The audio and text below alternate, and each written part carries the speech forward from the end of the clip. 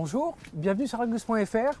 Aujourd'hui, on va découvrir deux SUV exceptionnels et je rejoins Julien pour vous les présenter.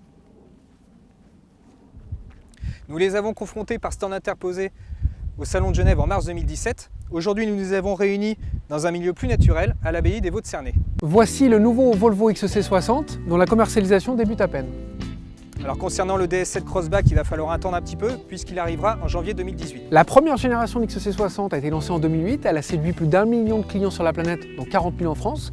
Pour cette seconde mouture, ça sera un solide portefeuille sur lequel s'appuyer. Alors pour le DS7 Crossback, c'est complètement différent puisque c'est le premier SUV européen et c'est également le premier modèle 100% DS. Alors à l'inverse du Volvo, il devra séduire de nouveaux clients et bâtir son image de SUV premium.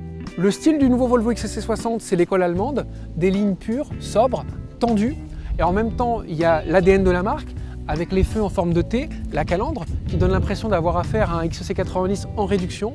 Ça lui permet de monter en gamme et d'affronter sans complexe le trio allemand de référence Audi Q5, BMW X3 et Mercedes GLC. Le style du DS7 Crossback est complètement différent. DS a vraiment choisi d'en mettre plein la vue, notamment avec beaucoup de chrome. Donc on en retrouve ici avec cette barrette chromée, également pour souligner les feux et la calandre. Et puis la dernière signature 100% DS, c'est les feux de jour à LED. Le Volvo XC60 étire ses lignes sur un format de 4,69 m. Alors le DS7 Crossback paraît beaucoup plus ramassé, et c'est normal parce qu'il est plus court, il mesure 4,57 m de long. Vu de dos, le nouveau SUV Volvo reprend la signature lumineuse propre au break de la marque, avec un motif vertical puis horizontal. C'est très original. À l'arrière du DS7 Crossback, on retrouve des similitudes avec Audi, notamment pour la découpe du haillon, des feux arrière. En revanche, il y a quand même des détails qui sont très DS. Alors on retrouve le logo DS ici, on a du chrome sous les feux, également une texture des feux très spécifique, et puis les canules d'échappement qui sont verticales. Le Volvo XC60 est plus imposant que la DS7 Crossback. En revanche, son volume de coffre est plus faible, avec une contenance de 505 litres en 5 places et de 1432 litres lorsque la banquette est rabattue en appuyant sur les touches ici et ici. C'est automatique, c'est très pratique. Le coffre du DS7 Crossback est nettement plus généreux que celui du Volvo, car son volume varie de 555 à 1750 litres. En revanche, le seuil de chargement est un peu haut. Mais petite astuce, comme le Volvo, on peut replier le dossier depuis le coffre.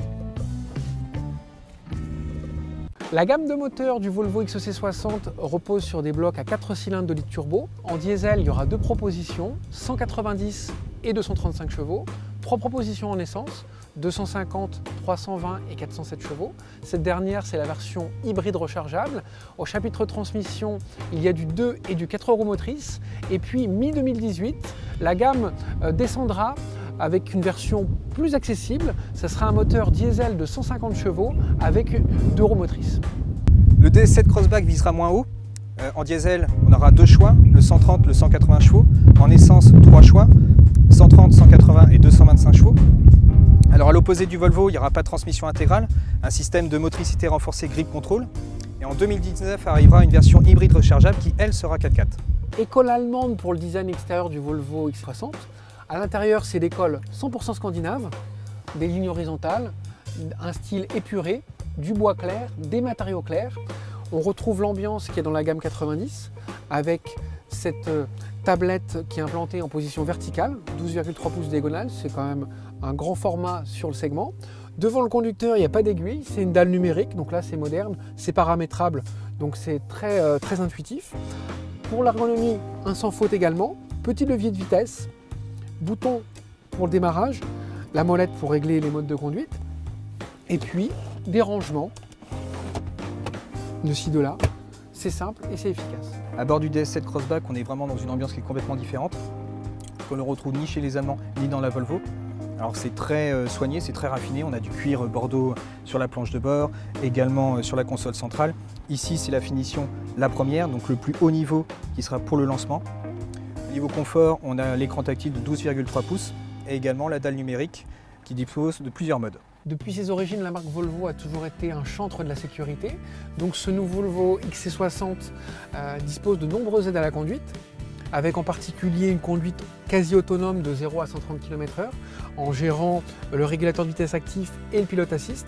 Néanmoins, Le conducteur doit toujours garder les mains sur le volant parce que pour des questions de législation, il en est ainsi. Autre aide à la conduite, un freinage automatique en marche arrière dans le cadre des manœuvres. Il y a également un contrôle de la direction dans le cadre de la détection d'objets et du véhicule dans l'angle mort. Donc au niveau de la sécurité, le XC60 est au top. La DS7 Crossback étraîne les dernières technologies du groupe PSA, à savoir une conduite autonome jusqu'à 180 km/h. Il y a également une aide au stationnement qui gère le volant et les pédales, une caméra infrarouge qui permet de détecter les piétons et les animaux lorsqu'il fait nuit, et enfin une caméra prédictive pour la suspension pilotée car elle permet de détecter les bosses pour améliorer le confort. Le XC60, c'est un SUV familial, mais un véhicule familial qui s'apprécie à 4. À l'arrière, les assises latérales, elles sont creusées comme les dossiers. La place centrale, elle est plus en hauteur, elle est moins confortable, elle est aussi pénalisée par le tunnel de la transmission intégrale. Donc quand on est assis sur ces places latérales, on a beaucoup de place au niveau du toit, au niveau des jambes, et ça c'est une bonne chose. À l'arrière du DS7 Crossback, on est plutôt bien installé. Il y a suffisamment d'espace pour les jambes. Et puis pointe de raffinement, c'est cette sellerie cuir façon bracelet, typique de DS. Et également les dossiers arrière inclinables, électriquement. Le nouveau Volvo XC60 transforme l'essai de la première mouture. Il est plus haut de gamme, il est plus technologique, il affronte sans complexe l'Audi Q5, le BMW X3 et le Mercedes GLC. Son credo à lui, c'est plus le confort que le dynamisme. Le DS7 Crossback arrive dans la catégorie avec de sérieux atouts, notamment les dernières aides à la conduite. Mais il est quand même plus petit que le Volvo. Oui, mais bon, il offre plus de place à l'arrière et surtout un plus grand coffre. Ses motorisations sont quand même moins puissantes. Oui, mais il sera beaucoup moins cher puisqu'il devrait débuter à partir de 32 000 € environ. Et puis, grâce à la plateforme MP2, il devra allier dynamisme et confort. C'est ce qu'on vérifiera lors des premiers essais en fin d'année. Nous, on vous donne rendez-vous très bientôt sur largus.fr.